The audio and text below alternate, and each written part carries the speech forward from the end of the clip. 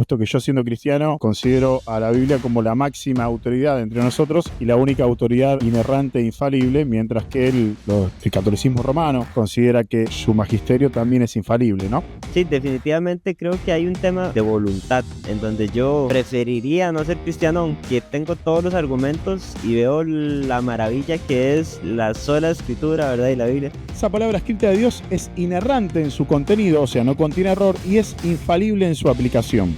O sea, realmente es la obra del Espíritu Santo, pero llega un punto en donde usted dice, ok, bueno, ahora sí, eso que me enseñaron, ¿qué? Y entonces se sienta uno a revisar. El ateísmo está pegando muy fuerte, muy interesante, es una actitud muy interesante la del ser humano, la de negar aquella evidencia que, por más peso que tenga, va en contra de lo que nosotros queremos. ¿Cómo están esos mates, José? Excelente, están divinos, están pero con un calor que no te puedo explicar, pero no puedo dejar, es una cosa, es la argentinidad. Un amigo de Argentina me regaló el mate y nunca lo supe curar, entonces siempre se salía el agua y a la fecha tengo ahí el mate, pero no, tengo que comprarme otro y empezar otra vez todo el proceso. Sí, o por lo menos lo que podrías hacer para empezar es un mate que sea por lo menos de vidrio, por ejemplo. Entonces, una vez que le agarras la práctica y adquirís el hábito, porque al principio no es fácil tomar mate, porque es un sabor curioso, amargo, raro. No, yo lo tomo recontra amargo, no le pongo ni un ápice de azúcar. Entonces, La hasta gente que lo hace con azúcar. hay gente que lo toma con azúcar, claro, sí. Okay. Para mí es sacrilegio. Bueno, Para no, mí... en lo poquito que tomé, ¿verdad? Y tengo las hierbas, todavía tengo, yo creo que ya están hasta vencidas, no sé si se vencen. No. Sin azúcar ni nada, me gustó el sabor, hacía tal cual.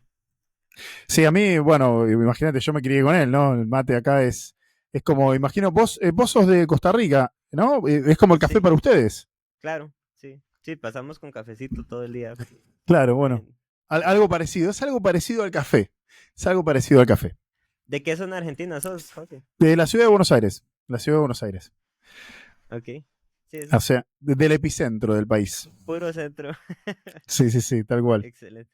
Bueno, no, me parece muy, muy bonito su canal y bueno, hay un evento por el cual lo conocí y es el tema este del debate que hizo en cuanto al catolicismo con Santiago Alarcón. El debate sobre la sola escritura, sí, la sola escritura es verdad. Un debate muy interesante. 2 episodios tuvo, bastante largo, de casi 2 horas cada 3 horas. episodio. Sí, claro. Sí, casi. Sí, bueno, bastante extenso. Yo creo que es de agarrar palomitas y sentarse y disfrutar de... Sí. No está libre de momentos de tensión. Tiene su momento de tensión, su momento de, digamos, de enérgicos, pero la verdad que es un debate que era necesario dar, por lo menos desde el punto de vista bíblico, para dar una defensa de la escritura de la Biblia, puesto que yo, siendo cristiano, considero a la Biblia como la máxima autoridad entre nosotros y la única autoridad inerrante e infalible, mientras que el catolicismo romano, como yo le llamo y muchos le llamamos el romanismo papista, considera que su magisterio también es infalible, ¿no? Y su tradición también. Entonces era necesario para nosotros dar una respuesta que consideramos que en algún aspecto no se le estaba dando a Santiago Alarcón y algún que otro argumento pudimos dar en el debate, ¿no? ¿Usted ya estaba acostumbrado a hacer debates? No, fue mi primer debate. Ok. ¿Y con sus amigos o así? ¿Tienes esas conversaciones enérgicas con... Claro, por ahí la experiencia que yo tengo es la de predicar el evangelio y la de enseñar las escrituras o enseñar a ser discipulados o la enseñanza, ¿no? Entonces, dentro de la predicación del evangelio, vos tenés que presentar una postura cuando vos presentás el caso del cristianismo, ya sea con ateos o ya sea con aquellos que tienen una fe distinta, te acostumbrás porque en definitiva terminás debatiendo. Pero no, jamás en mi vida había tenido una experiencia de debate de este tipo, ¿no? Es más, en el primer debate yo me encuentro, o sea, yo tengo una posición, una forma de encarar el debate, y en el segundo debate yo tengo otra. En el primer debate yo me quedo con el primer argumento, que fue 1 Tesalonicenses 2:15, y no salí de ahí esperando... ¿Por qué no salí de ahí? Porque yo intentaba tratar de hacer que Santiago reflexione sobre mi argumento, pero claro, nunca iba a reflexionar porque realmente el debate, en un debate de ese estilo, ninguno, es muy difícil que alguno ceda en su posición, ¿viste? Entonces en el segundo debate, ya entendiendo más cómo es la dinámica de un debate de este estilo, fui a presentar mis argumentos, los presentaba, presionaba para que aceptara que no tenía respuesta y saltaba al próximo argumento. Lo presionaba, demostraba que no tenía respuesta, iba al próximo argumento y entonces que la gente luego sacara su conclusión. ¿Y te viste contra la espada y la pared en alguna parte? En todo el debate no me respondió una sola pregunta. No, pero usted. No, de parte de los argumentos de parte de él. Lo que pasa es que los argumentos, o sea, no me presentó ninguno. Ok. Sí, O yo he sea, visto que es una cuestión muy psicológica. A veces la gente lo que hace en los debates es enojarse, terminan ofendiendo a la persona o terminan cayendo en, y vi algo que usted sí manejaba muy bien y es falacias, ¿verdad? Terminan usando una falacia, pero al final no termina siendo eso un argumento como tal. Lo que están es usando, si se puede ver como una estrategia psicológica, ¿verdad? claro, justamente una de las características que tienen algunos ponentes como, bueno, como Santiago Alarcón es la utilización de sofismas o falacias, ¿no? Que son argumentos que parecen lógicos, pero que son incorrectos. Y una de las falacias más utilizadas es la falacia ad hominem.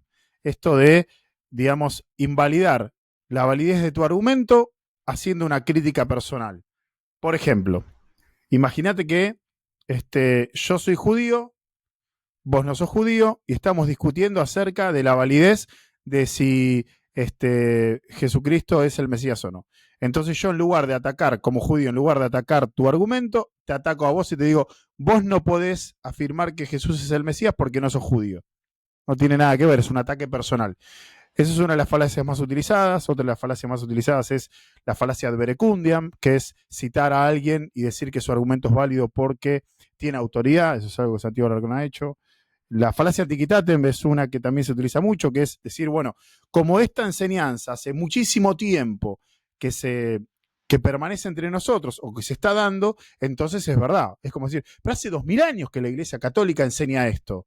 Entonces Ujú, tiene que ser verdad. Es una falacia. O sea, la cantidad de años no determina la validez de un argumento, ¿no? Más allá de si los años son válidos o no en la cantidad que se hayan anunciado. Entonces, poder detectar desde la lógica formal las falacias es vital en un debate, ¿no? sí, yo creo que es, es la forma psicológica más fácil de salirse y de esquivarse preguntas y, ¿verdad? Salirse con las suyas, pero al final creo que sí es necesario ir a la verdad, ir a un argumento contundente. Y este tema de sola escritura es algo de lo que quisiera hablar, pero más adelante, quisiera antes escuchar por qué los postreros de Adonai. ¿Por qué el nombre, no?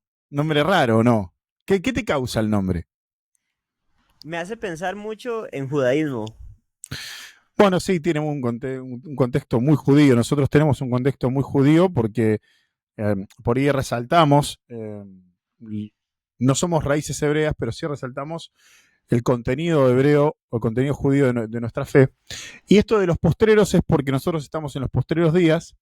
No quiero decir con esto que necesariamente estamos en el fin del mundo, sino que los postreros días son aquellos días, como dice Hebreos capítulo 1, aquellos días en los que Dios ha hablado por medio del Hijo. ¿Y por qué de Adonai? Bueno, Adonai significa Señor, y nuestro Señor, nuestro Adonai es Yeshua, Jesús. Entonces, los postreros de Adonai es los últimos de nuestro Señor. O sea, nosotros somos de Adonai y somos los últimos. Entonces, dándole un matiz apocalíptico, pero también, digamos, dándole un matiz cristiano, porque un judío escucha los postreros de Adonai y le va a llamar la atención, y aquel que es cristiano también le va a llamar a la curiosidad, ¿no? Hay una cuestión acá, Joshua, y es que dentro de las raíces hebreas y los judaizantes han tomado los términos hebreos para sí mismos. De hecho, el nombre original en hebreo de Jesucristo, de Jesús, que es Yeshua, se lo tomaron para sí y se lo apropiaron, enseñando doctrinas que nosotros consideramos heréticas y que lo ha considerado el cristianismo durante todos sus 2000 años de existencia. Entonces, un poco de celo nos dio, entonces, bueno, nos presentamos de esta manera tratando de defender el nombre del Mesías, ¿no? ¿Y en qué crees, Santi? Estamos hablando de Santi, perdón, José, José. Eh, Decime, en qué creo yo? sí, esta, digamos, esta distinción que estás haciendo en cuanto al tema de hebreo, ¿verdad? Hiciste como una distinción al respecto.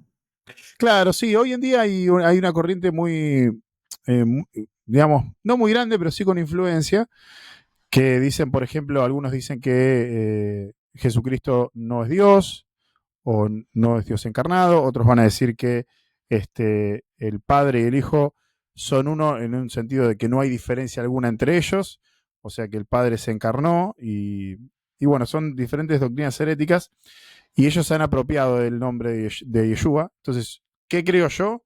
Yo creo que Jesucristo, Yeshua, el Mesías, se encarnó, ¿sí?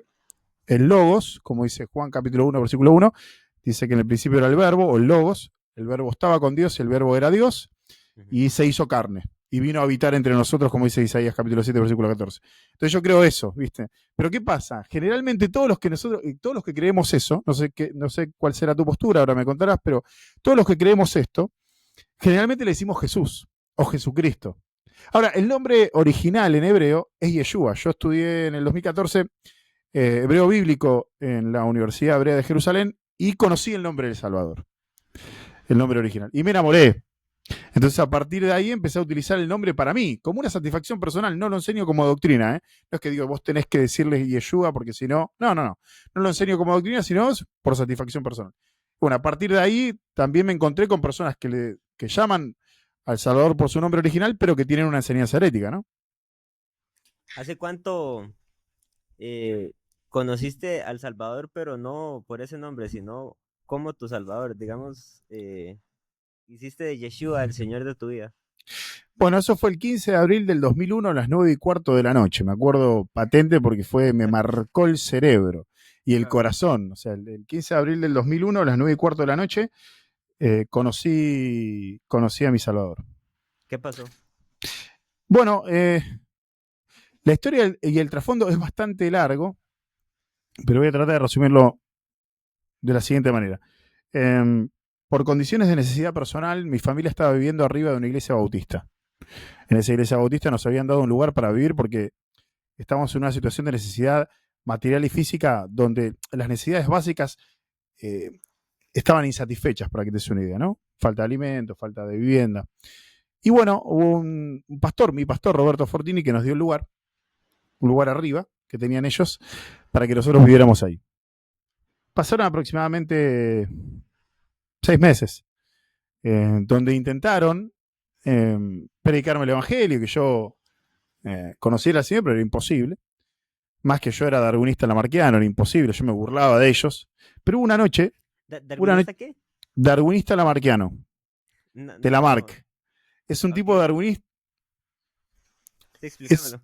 sí, es un tipo de darwinismo que básicamente dice que en el mundo sobra gente. Bien, Ok. es un tipo de darwinismo eugenásico, o sea, que cree que la raza puede ser mejorada. Ese es lo peor que puede haber dentro del ateísmo, desde mi punto de vista, ¿no? Mm. Pero bueno, esa era mi posición. Yo era un muchacho de 17 años, muy curioso. Hoy tengo 41. Bueno, era Pascua. Era Pascua y mi mamá me pidió por favor que bajara por una cuestión de respeto. Bueno, bajé a la reunión que iban a hacer ahí los de esta religión, así le decía yo, y estaba parado al fondo del salón de cultos, y bueno, y tuvieron la Santa Cena, yo no tenía idea de lo que era, y pasaron, claro, pasan primero con una charola con pan, yo agarré un montón de pan y empecé a comer, y después pasaron con vino, entonces agarré como 3, 4 copitas, viste, la gente ahí me decía, no, pero no podés, claro, yo, irrespetuoso total. Termina la reunión y un muchacho, un misionero de Palabra de Vida del Instituto Bíblico donde después yo estudié, Ujú. me llamó aparte y me predicó el Evangelio y creí. Solo puedo decir eso. Creí.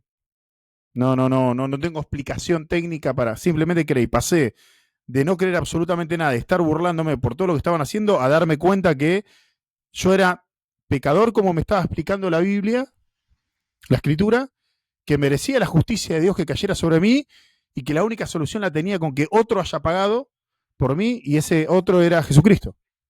y me quebré, me rompió la cabeza, me rompió el corazón, terminé llorando. Fue una cosa que no lo puedo explicar técnicamente. ¿Qué edad tenías en ese momento? 17 años. Ok. Entonces 17 años.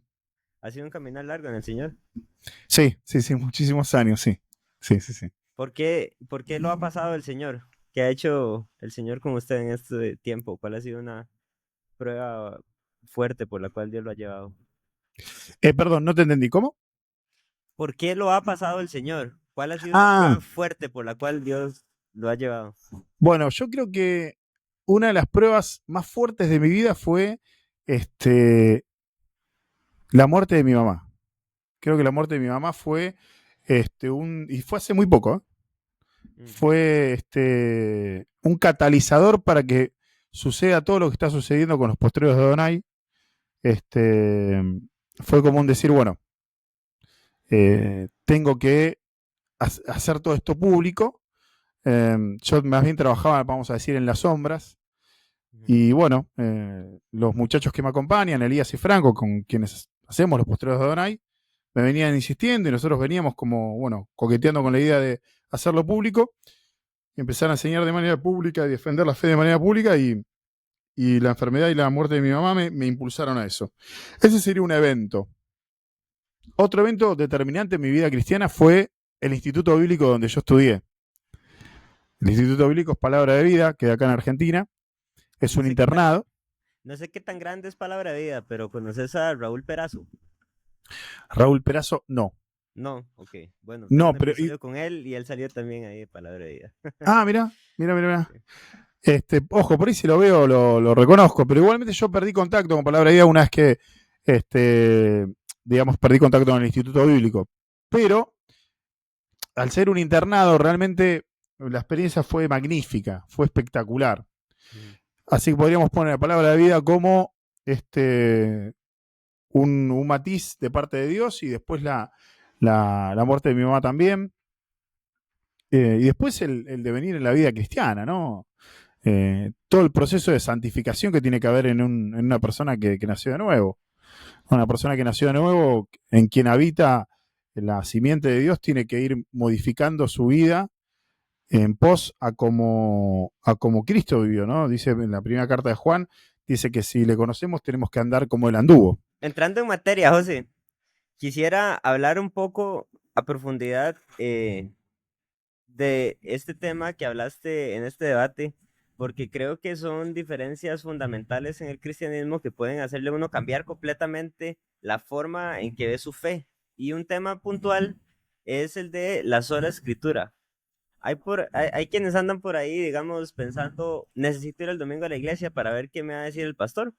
Y llega al domingo siguiente y domingo siguiente y ¿verdad? Al final no hay una convicción semanal de ir a la Biblia, siendo esta la sola escritura. Entonces, ¿cuál es ese papel fundamental que le da Lutero en su momento cuando dijo sola escritura? ¿Qué significa esto? Ahí está, ahí está. Me parece muy importante el significado, porque a veces la sola escritura se confunde con algo llamado soloísmo bíblico o biblismo. Pero voy a rápidamente definir lo que no es la sola escritura. La sola escritura no es solo Biblia, ¿sí? La sola escritura no es yo encerrado en mi casa abriendo la Biblia e interpretando a mi gusto y piacere. Eso no es la sola escritura. La sola escritura lo que dice es una doctrina de la cual deriva o emerge un principio epistémico. La sola escritura, la enseñanza de la sola escritura dice que la Biblia es la palabra de Dios, la palabra escrita de Dios, ¿sí? Esa palabra escrita de Dios es inerrante en su contenido, o sea, no contiene error y es infalible en su aplicación. Y como es palabra de Dios, es la primera voz de autoridad y la única voz infalible. Mientras que del otro lado, en el romanismo papista van a decir, entre los católicos romanos van a decir, que su magisterio extraordinario en concilios, ¿sí?, ecuménicos, en comunión con el Papa de Roma, también son infalibles. Sumado a esto, van a decir entonces que existe algo así como la infalibilidad papal. La infalibilidad papal es una doctrina católica que dice que sostiene que cuando el Papa enseña o habla ex cátedra, o sea, sentado como el pastor, sobre temas de fe y moral, es infalible, o sea, que puede, que no erra, que no falla. Entonces la sola escritura es la enseñanza que afirma que si bien el magisterio, o sea, los obispos, los maestros, los pastores, son iluminados por la escritura, no son infalibles en su enseñanza, o sea, se pueden equivocar.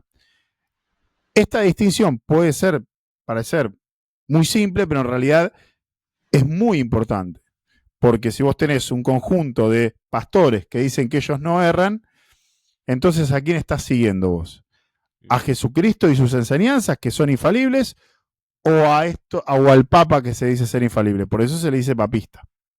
Ahora, le estamos enfocando mucho en los papas, pero Sí. también es algo que pasa en muchas religiones. Recientemente, bueno, no recientemente, pero tengo contenido en mi canal sobre, por ejemplo, los testigos de Jehová. Tienen esta gran organización, ¿verdad? Y de la cual está por encima al punto que son desleales. En la traducción de la Biblia que ellos tienen, abiertamente dicen que están siguiendo, ¿verdad?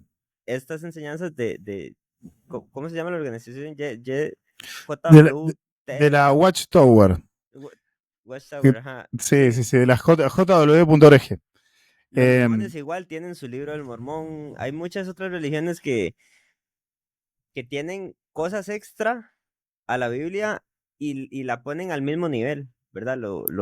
Le, le dan esa autoridad final. sí, la verdad que haces una distinción interesante, dijo yo, porque es cierto. Tenemos, por ejemplo, los testigos de Jehová que caen en el soloísmo bíblico, que es una interpretación privada que está condenada por la Biblia. O sea, vos no puedes interpretar de manera privada y creer que tenés la verdad sin contrastarlo con el magisterio. Entiéndase el magisterio como el conjunto de maestros y de pastores a lo largo de la historia. O sea, vos tenés que contrastar la interpretación, digamos, no es privada, dice la escritura. Y después tenés, por ejemplo, justamente los mormones, que van a decir que se les presentó un ángel y les dio otro testamento de Jesucristo yendo en contra de Gálatas capítulo 1, versículo del 6 en adelante. Así que sí, tenés a los mormones, tenés a los testigos de Jehová, que caen más bien en soloísmo bíblico, pero también tenés algunas corrientes que se hacen llamar evangélicas o cristianas, que también son similares vamos a decir, al mormonismo, a los testigos de Jehová, como pueden ser algunas corrientes que se hacen llamar apostólicas y proféticas, que dicen que son apóstoles, que no contrastan su doctrina con el magisterio, que tienen una interpretación privada de las escrituras y que dicen ser infalibles. O sea, la situación es grave en ese sentido. O sea, el hombre poniéndose como infalible y al nivel de Dios. Y como bien dijiste, no solamente los papitas, sino muchos otros más. Pero esto pasa inclusive dentro del cristianismo, porque hay una rama de personas que tienen su autoridad eclesiástica y entiendo, o sea, bíblicamente son autoridad, son cabeza ¿verdad? No, la cabeza es Jesús, pero están impuestos dirigiendo la iglesia, ¿verdad? Y tienen su autoridad, pero eso no quiere decir que uno no deba revisar lo que le enseñan a uno, ¿verdad? Contra la Biblia, como lo hacía la iglesia de Parea. Tal cual, como Berea y como Berea. se. Ujú. Sí, como explica la escritura en muchos otros lados más, esto de escudriñar. Hay una característica eh, dentro de los líderes que debe tener un pastor, y está en Marcos 9:35. Vos fíjate la gran diferencia que hay entre lo que Yeshua, Jesús, va a enseñar, y lo que muchos líderes practican. En Marcos 9:35 dice, él entonces se sentó y llamó a los 12, ¿sí? Y les dijo, si alguno quiere ser el primero, será el postrero de todos y el servidor de todos. Entonces, si alguien quiere ser el primero entre nosotros, tiene que ser el esclavo. La palabra en griego ahí para servir es esclavo, es la misma que para esclavo. Entonces, aquel que quiere ser el primero entre nosotros tiene que hacerse esclavo, tiene que hacerse el último. Entonces, hay una gran diferencia entre lo que se ha enseñado de parte de Jesucristo y lo que nosotros muchas veces practicamos. Porque los líderes religiosos hoy están arriba de un púlpito, de una tarima elevada sobre el público, con un púlpito, y ¿quién puede interrumpir al pastor? Es muy difícil. Es muy difícil. Entonces existe también esto de no solamente una cuestión de infalibilidad, pues yo puedo decir, bueno, en nuestra congregación, nuestra iglesia, no creemos que el pastor sea infalible, no, pero su autoridad excede a lo que Jesucristo recomendó. Ujú. ¿No? Hay una distinción muy grande ahí. Sí, pero siguiendo con el tema de sola escritura, eh, hay argumentos fuertes, ¿verdad? Porque entonces, si decimos sola escritura, una de las cosas que he escuchado es, bueno, ¿cuál escritura? Entonces, no sé si es entrar en un tema como de canon bíblico, pero ¿qué pudiste argumentar en cuanto a esto? En cuanto a qué es escritura, Sí, digamos, sola escritura, ok, excelente, pero ¿cuál escritura? ¿Verdad? Hay muchas personas que tienen eh, Biblia con más libros de la cuenta, tienen, ¿verdad? Lo tradicional mío son 66 libros, ese es el canon que en el mundo cristiano conocemos, pero sabemos de los libros deuterocanónicos y todo este asunto. Entonces, ok, excelente, sola escritura, pero ¿cuál? claro, es muy buena la pregunta. Bueno, para eso hay que determinar los textos, ¿no? Y ahí entra el concepto de canon bíblico. Pero lo interesante, Joyo, es que a lo largo de los siglos en la iglesia ha habido una resignificación de términos. Por ejemplo, hoy en día se conoce canon como el conjunto de libros que tienen que integrar la Biblia. ¿Estamos de acuerdo? Ujú, Pero en realidad el término que tenemos en la Biblia, por ejemplo en Gálatas 6:16, habla de que canon es la regla determinada por el conjunto de enseñanzas apostólicas que van a regir nuestra vida.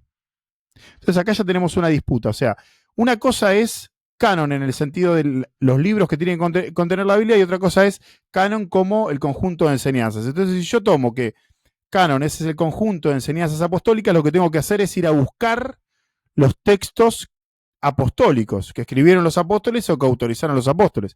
Y ahí ya empiezo a limpiar un poco el terreno. O sea, ¿qué textos tienen que integrar, por ejemplo, el Nuevo Testamento? Bueno, los textos de los apóstoles con total seguridad, no que hayan enseñado doctrina. Ahí ya tenemos digamos, por cuestión lógica y este, vamos a decir, por facilidad razonable, podemos decir que entonces el primer requisito es que sea un texto apostólico. ¿Por qué un texto apostólico? Porque tiene que ser un texto escrito por aquellos que fueron discípulos, alumnos de Jesucristo.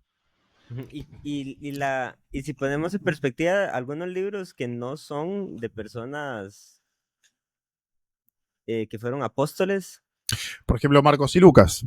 Ujú, Bueno, es que sea autoridad apostólica no necesariamente tiene que ser que sea escrito por un apóstol.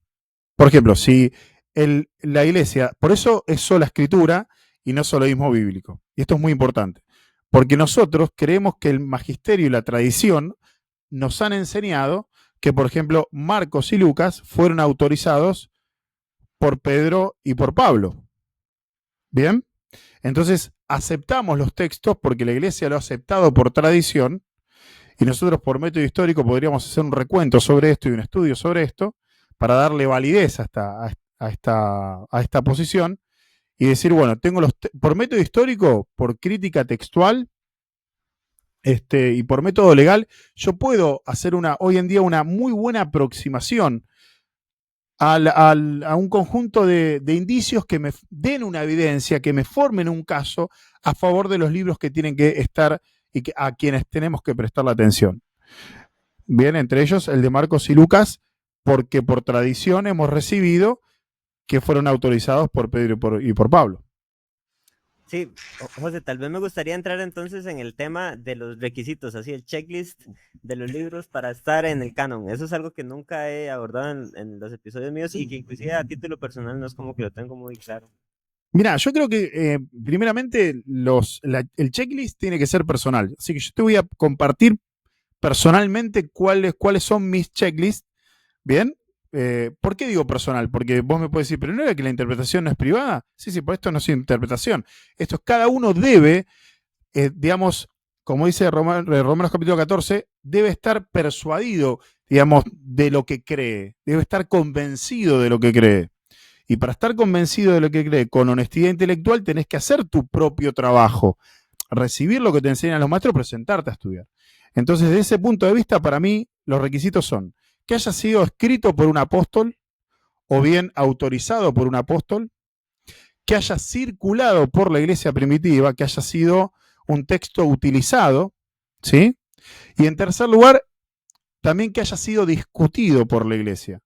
Y esto es uno de los puntos que, por ejemplo, muchos no lo aceptan, pero para mí sí es válido. ¿Por qué? Porque que haya sido discutido y que yo pueda ir a esas discusiones, por ejemplo, en lo que es la gran obra de Eusebio de Cesarea sobre historia eclesiástica, yo puedo ir conociendo los motivos por los cuales aceptan, no se aceptan, se rechazan o se rechazaban a medias cada uno de los textos. Entonces, si a mí me aparece un texto que ni siquiera fue discutido de la nada, que no fue nombrado por la iglesia original en los primeros años, que la autoridad apostólica es dudosa, entonces lo descarto.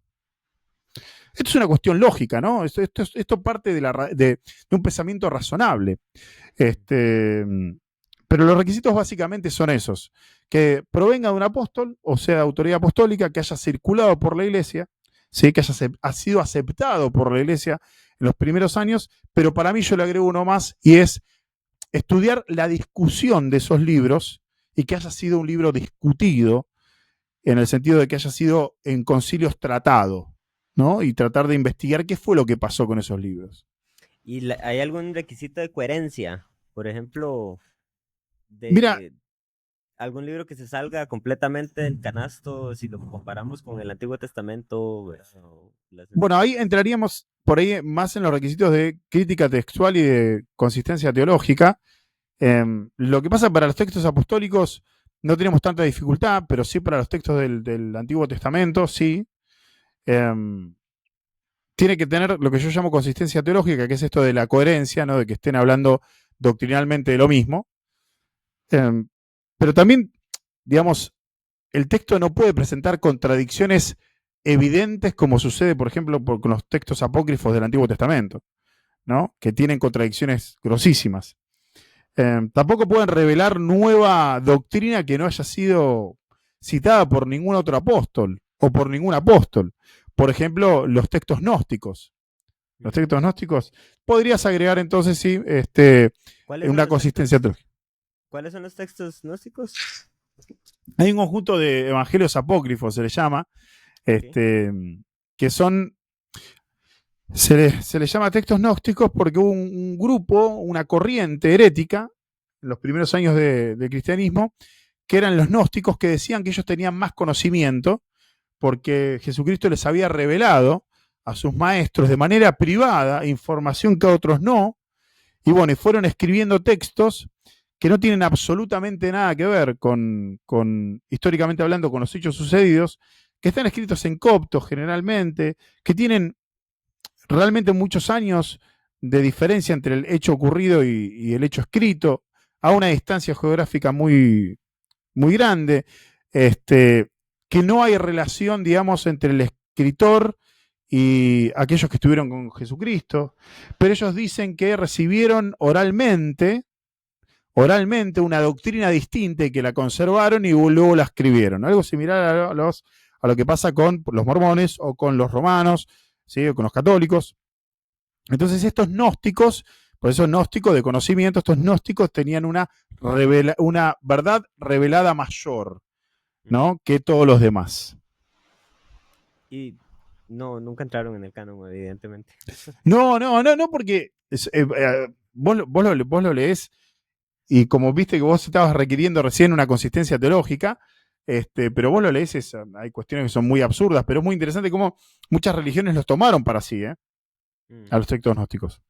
Ahora sí, he entendido que desde la óptica histórica son bastante valiosos estos libros. No sé si los gnósticos o serán otros de los apócrifos, pero tengo entendido que pueden proveer valor histórico. Mira, para mí sí, hay mucha gente que los rechaza completamente. Para mí no, para mí provee valor para poder conocer la historia de la iglesia, para ver cómo fue variando las diferentes creencias sobre el cristianismo, cómo respondió la humanidad al cristianismo. También a mí me sirve mucho para comparar quién está en la verdad y quién no. Por ejemplo, si yo no tuviese los textos gnósticos, no podría decir mirá, este grupo ha tomado este texto, esta creencia de este texto gnóstico, este otro grupo de ¿no? Y, Ujú. y tendría hoy un montón de creencias impuestas por un montón de religiones que no sabría de dónde la sacaron, pero teniendo el texto gnóstico, puedo saber que proviene de ahí, ¿no? Entonces, La Biblia es, es valioso. la historia es para aprender de ella, ¿verdad? Y si ya alguien pasó por esa herejía, bueno, mira, ya hay una herejía ahí de eso, no me hay que inventar nada nuevo. Algo que fue malísimo, ¿verdad? Claro, claro, y también por una cuestión de honestidad intelectual, ¿no? Por ejemplo, el Evangelio de Felipe, el Evangelio de la Verdad, el Evangelio de María, el primer Apocalipsis de Santiago, el Apócrifo de Juan, el Evangelio de Judas, o sea, la Carta a Flora, el Himno a la Perla, son textos que aquel que le guste la historia de la iglesia tiene que en algún momento sentarse a leerlo, porque ¿cómo puedo saber yo si estoy en la verdad si no he comparado las otras posiciones? Nosotros creemos que la verdad resiste todo análisis. Y Yeshua, Jesús es la verdad. Por lo tanto, Jesús resiste todo análisis. Entonces, podemos acercarnos a preguntar, a escudriñar sin miedo. Por eso la escritura misma dice, escudriñadlo todo y retened lo bueno.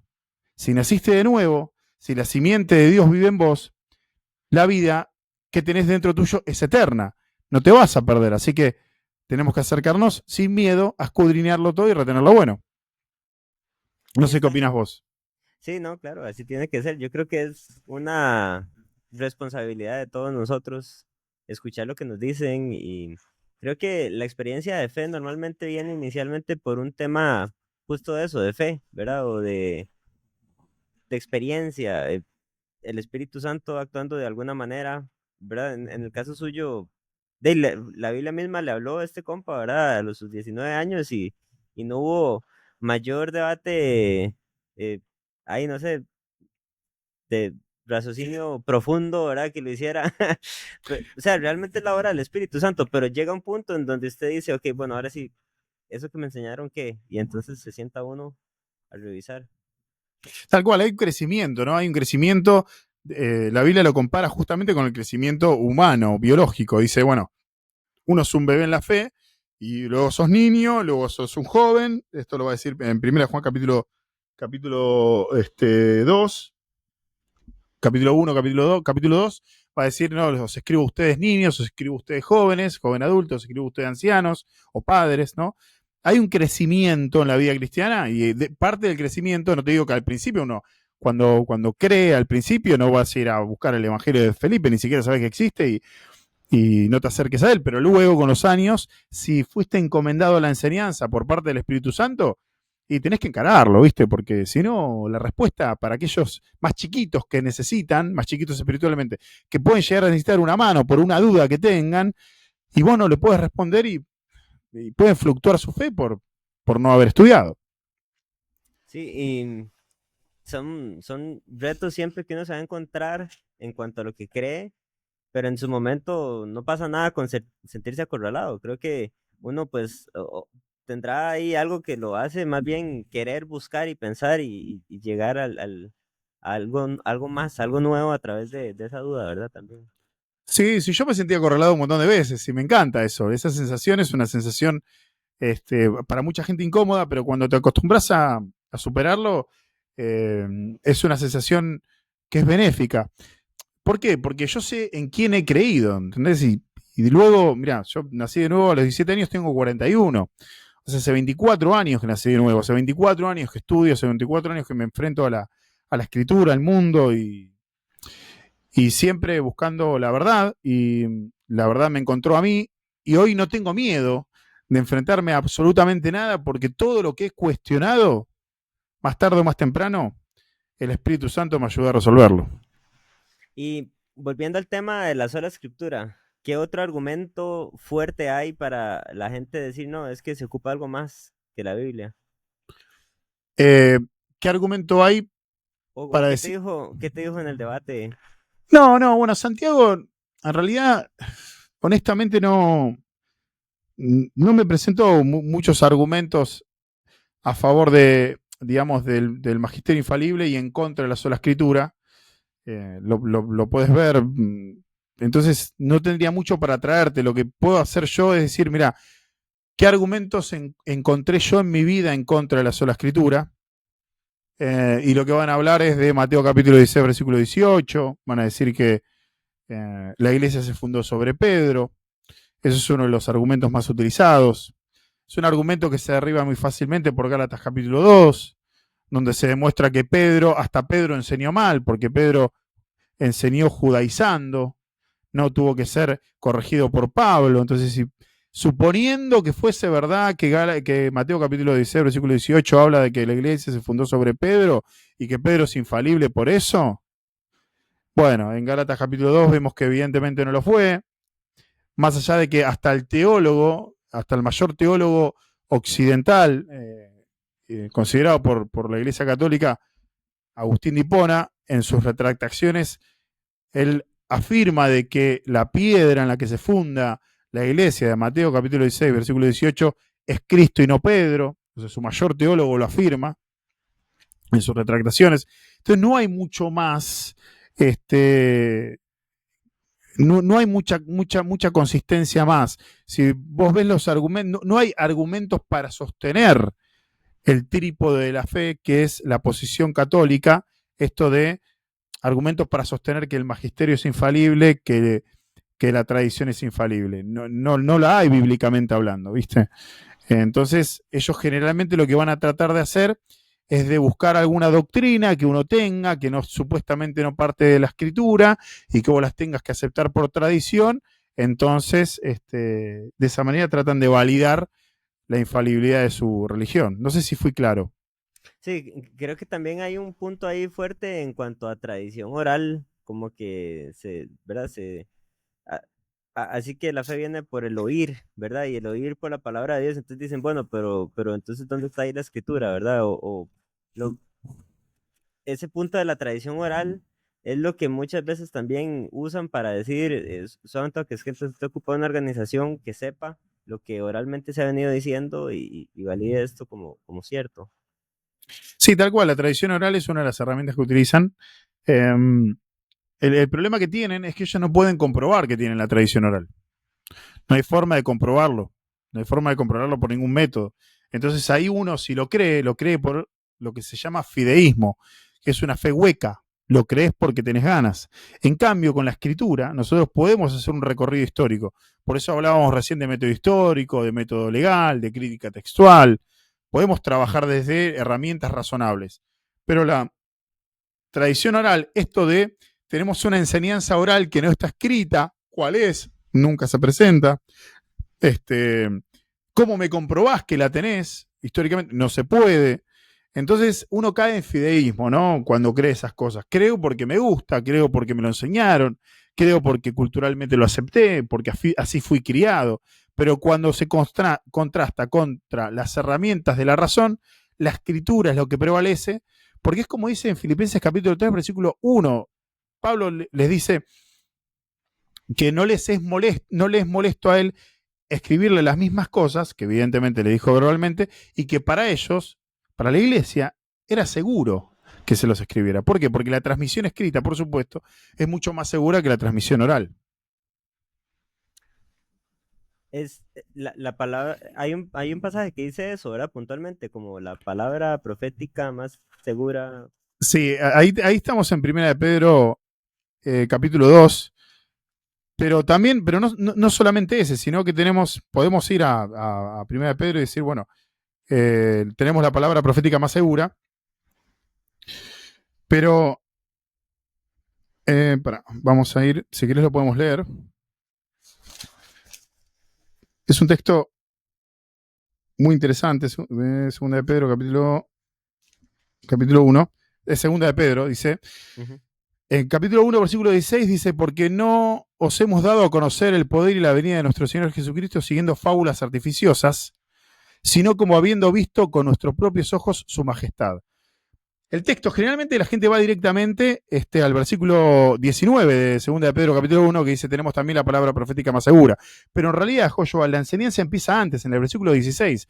¿Por qué? Porque Pedro viene y nos dice, escúchame, yo no te estoy enseñando como una fábula verbal, como una tradición oral, sino que te estoy enseñando como algo empírico, o sea, algo que yo vi. La fe nuestra es una fe empírica, porque se basa en algo que han oído y que vieron. Versículo 17, por cuanto él recibió de Dios Padre honra y gloria, le fue enviada desde la magnificencia gloria, de la magnífica gloria, una voz que decía, este es mi hijo amado en el cual tengo complacencia, versículo 18, y nosotros oímos esta voz enviada del cielo cuando estábamos con él en el Monte Santo. De vuelta, Pedro hablando de su experiencia. Ahora escuchá lo que dice en el versículo 19. Tenemos también la palabra profética más segura, a la cual hacéis bien en estar atentos como a una antorcha que alumbra en lugar oscuro hasta que el día esclarezca y el lucero de la mañana salga en vuestros corazones, entendiendo primero esto, que ninguna profecía de la Escritura es de interpretación privada, porque nunca la profecía fue traída por voluntad humana, sino que los santos hombres de Dios hablaron siendo inspirados por el Espíritu Santo. Y Pedro lo que está enseñando acá son varias cosas. Uno, frente a su experiencia, de lo que él vio, de lo que él palpó, de lo que él escuchó, bueno, la palabra profética, o sea, la palabra escrita, es más segura que su propia experiencia. Bien, hay un contraste ahí entre la experiencia y la tradición oral frente a la escritura. O sea, él cree lo que sucedió no solo porque lo vio, sino porque lo decía la escritura en los profetas. Entonces el ejemplo de sola escritura lo tenemos acá. O sea, la escritura es el estándar principal. Bien, y así podemos recorrer, digamos, todo el Evangelio. Por ejemplo, en Lucas capítulo 24, versículo 27, cuando Yeshua, luego de resucitar, está en el camino a Emaús, dice, y comenzando desde Moisés y siguiendo por todos los profetas, les declaraba en todas las escrituras lo que de él decían. O sea, Jesucristo, luego de haber resucitado, utiliza la escritura, luego de haber resucitado, utiliza la escritura misma para argumentar todo lo que sucedió y darle validez. Ahora, pensá esto, Joshua. Jesucristo mismo utiliza la Biblia, la escritura, para darle validez a todo lo que él hizo. ¿A quién está poniendo como primera autoridad? ¿A un obispo, a un pastor o a la escritura? Claro. A la escritura.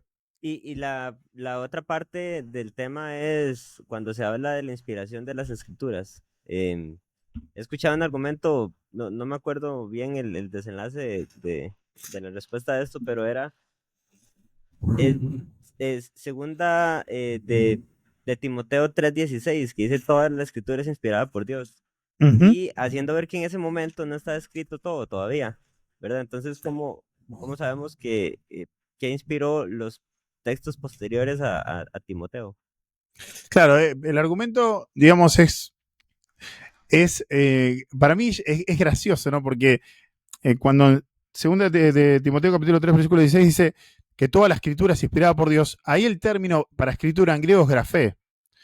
Y es el término que se utiliza para la escritura sagrada, no es cualquier escritura. O sea, lo que está diciendo el apóstol es que toda la escritura sagrada es inspirada por Dios. Y alguien me puede decir, bueno, pero Pablo no estaba escribiendo sagradamente. Bueno, si él era consciente o no de que estaba escribiendo siendo inspirado por el Espíritu Santo, no lo sabemos. Pero sí sabemos, por ejemplo, que Pedro valida, en su segunda carta, valida los escritos de Pablo. Bien, entonces, que no se haya reconocido o se haya reconocido por parte del apóstol que su palabra escrita era palabra inspirada por Dios, no hace a la palabra de él inspirada o no inspirada, ¿no? Pero Pedro en su segunda carta va a avalar los escritos de Pablo como inspirados por Dios. Entonces la Biblia se valida a sí misma. Esto de todavía no estaba escrito todo el Nuevo Testamento, por lo tanto no se puede aplicar esa enseñanza a los escritos del Nuevo Testamento, para mí no tiene validez porque etimológicamente hablando se utiliza en 2 de Pedro a los escritos de Pablo como escritura y ves la validación entre uno y otro. Sí, definitivamente creo que cuando uno también ve la escritura como una obra de arte, se da cuenta de que simplemente ahí tiene que estar el Espíritu Santo y Dios mismo actuando, porque a nivel literario es imposible que personas de diferentes naciones, con diferentes idiomas, con diferentes países, diferentes contextos históricos, todos hablen de lo mismo, ¿verdad? Y al final tenemos esto junto y termina siendo una obra de arte increíble que ningún ser humano, ¿verdad? Ni Tolkien con sus escritos del Señor de los Anillos ha logrado algo tan, ¿verdad? Y eso es, Y, y mira, Joshua, vos, a ver, analicemos. En 3 continentes distintos por más de un periodo de 1500 años, en, en arameo, en hebreo, en griego, 3 idiomas distintos, más de 40 autores. Autores que fueron desde reyes hasta casi analfabetos, ujú. desde ricos a completamente pobres, desde un rey hasta un pescador, ¿no? Y el tema es uno solo. Más de, o sea, casi 64.000 referencias cruzadas.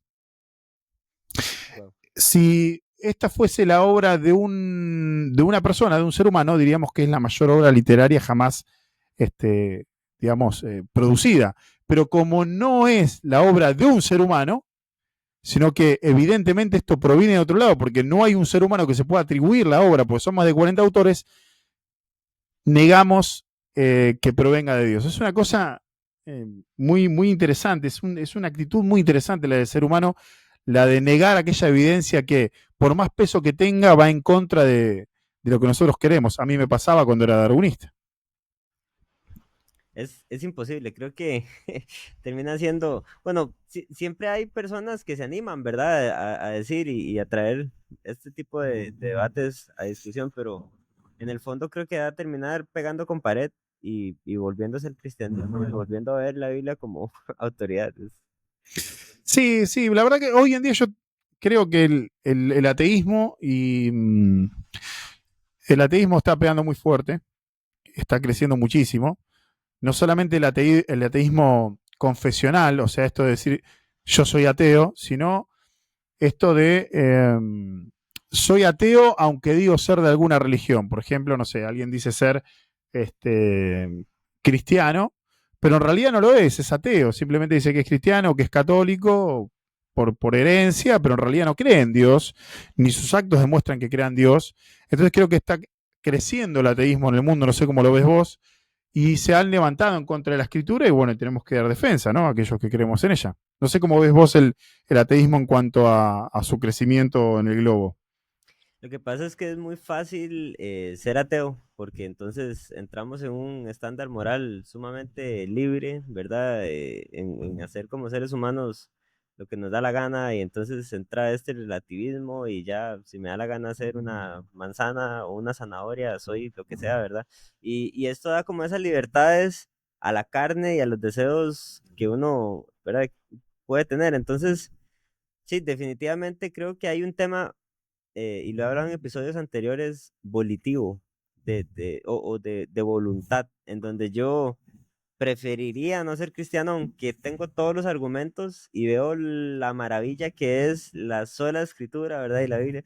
Creo que en el catolicismo como tal, pues habrán, por ejemplo, sacerdotes o líderes religiosos que apunten a que la gente viva de una manera, ¿verdad? Distinta y todo este Mm. asunto, pero en el fondo es una tristeza ver, ¿verdad? Lo que pasa, por ejemplo, afuera de las iglesias católicas, donde tienen, ¿verdad? Bueno, al menos en Costa Rica, yo no sé en Argentina cómo es, pero las fiestas patronales es un desorden y ponen afuera de la iglesia toldos y ferias que, digamos, son bonitas también familiarmente si uno va y se come unas carnitas, ¿verdad? Pero también de ahí es donde sale el montón de licor y un montón de cosas. Y siento que como que es muy light desde la óptica personal y de cambio, porque yo voy y doy una ofrenda y ya se fue el checklist moral y ya estoy bien con Dios, ¿verdad? Por haber hecho eso. En su momento fue el tema de las indulgencias, voy y doy la plata, compro mi salvación, compro y ya después hago lo que me da la gana, ¿verdad? Sí, sí, sí, ese en el mejor de los casos, ¿no? En el mejor de los casos en el sentido de una persona que moralmente se cree responsable delante de un creador, porque vos bien dijiste inicialmente de que hoy el mundo va en pos de sus deseos y como dice el Evangelio de Juan capítulo 3 versículo 19 al 36, va a decir que el hombre odia la luz porque sus obras son malas, ¿no? El hombre no se acerca, dice Jesucristo, a Dios porque no quiere ser reprendido. Entonces, en el mejor de los casos, entre comillas, las personas se acercan a una religión intentando calmar su culpa. Pero como vos decís, ¿cómo lo hacen? ¿Cómo tratando de cambiar sus actos? No, tratando de comprar su perdón. En su momento fueron las indulgencias, hoy en día es mediante una ofrenda, en algunos sistemas religiosos hasta con el diezmo, y en otros en un eu absolvum de una confesión delante de un cura. Pero en realidad, como dice la Escritura, aquellos que decimos conocer al Mesías debemos andar como él anduvo. Y para eso debemos negarnos a nosotros mismos en nuestros propios deseos que están en contra de Dios, y eso es difícil. Eso es difícil y eso al mundo no le gusta. Porque a mi carne, Joshua, no le gusta eso. A mi carne le gusta lo que a mi carne le gusta, a mis deseos y a mi concupiscencia, ¿no? Los deseos de la carne, la vanagloria de la vida, los deseos de los ojos, los placeres. Entonces, como el mundo le gusta eso, rechaza la luz. ¿Y cómo la rechaza? Bueno, mediante la negación, como decías vos, y ir tras mis placeres, o mediante un sistema litúrgico que me calme la culpa. No sé cómo lo ves vos.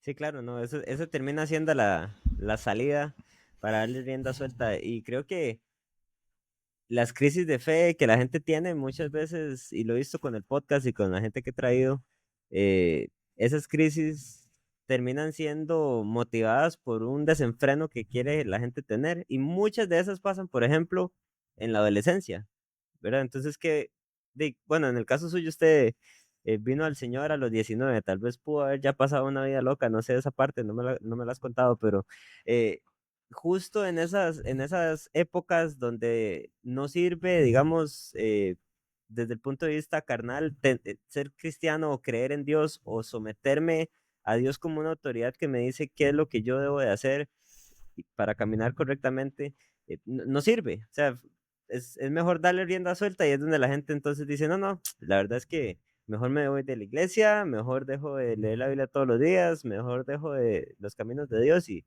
me vuelvo a esto, ¿verdad? Sí, totalmente, totalmente. Hay un impulso, ¿no? En la juventud, de hecho, y tenemos grandes textos en la escritura que aconsejan a los jóvenes y cómo deben moverse y cómo trabajar con sus impulsos. Pero a ver, acá hay una distinción y una diferencia muy grande, Joshua. Aquel que no nació de nuevo, aquel en quien no habita el Espíritu de Dios, la nueva simiente, por más esfuerzo moral que haga, desde su fuerza humana, su naturaleza caída, se va a apartar de Dios. Porque los únicos que pueden hacer la voluntad de Dios son aquellos que han nacido de nuevo, porque Dios habita en ellos. Entonces también estamos, digamos, debido al sistema religioso actual que se basa mucho en organizaciones religiosas que vienen a suplantar a la iglesia, ¿no?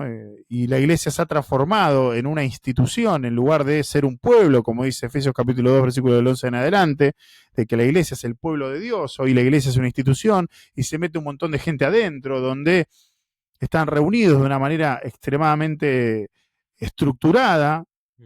y se pierde la conexión entre los hermanos, la intimidad.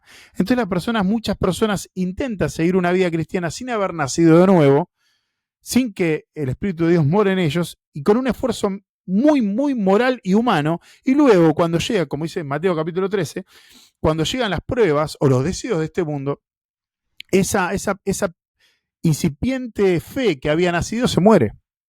José, usted fue ateo, Sí, yo fui ¿verdad? recontra ateo. ¿Y qué lo movía a eso? ¿Está en lo cierto el pensamiento que yo dije del deseo desenfrenado? Eh, bueno, sí, en parte sí. Creo que, digamos, el ateísmo te da la satisfacción, vamos a decir, de ser vos tu propio agente moral, ¿no? O sea, vos sos tu propio Dios en el ateísmo. Vos decidís qué es lo que está bien y qué es lo que está mal, y aquella persona que es moralmente correcta en términos humanos y es ateo, se siente orgulloso de lo que él es, porque yo soy bueno, porque yo lo soy, gracias a mí mismo. Entonces el ateísmo lo que va a hacer es cambiar el aspecto de idolatría. En lugar de crear un Dios externo, tangible, como dice Romanos capítulo 1, ¿no? Esto de que cambiamos la gloria del Dios incorruptible por imágenes de hombres corruptibles, de aves, de cuadrúpedos, de reptiles. En lugar de hacer eso, me pongo a mí mismo como Dios. Entonces, ¿qué pasa? Como mi moral pasa a ser subjetiva, porque mi moral, mi estándar moral, parte de mi sujeto, de lo que yo pienso y creo, entonces me enorgullezco, pero también justifico el dar rienda, como vos decías, a un montón de placeres inadecuados para disfrute. En cambio, el Hijo de Dios tiene una moral objetiva que parte de un objeto. Ese objeto es Dios. Ese objeto, Dios, como objeto moral, es totalmente perfecto. Entonces el estándar no está en mí, sino que está afuera, y esa es la luz que el mundo rechaza.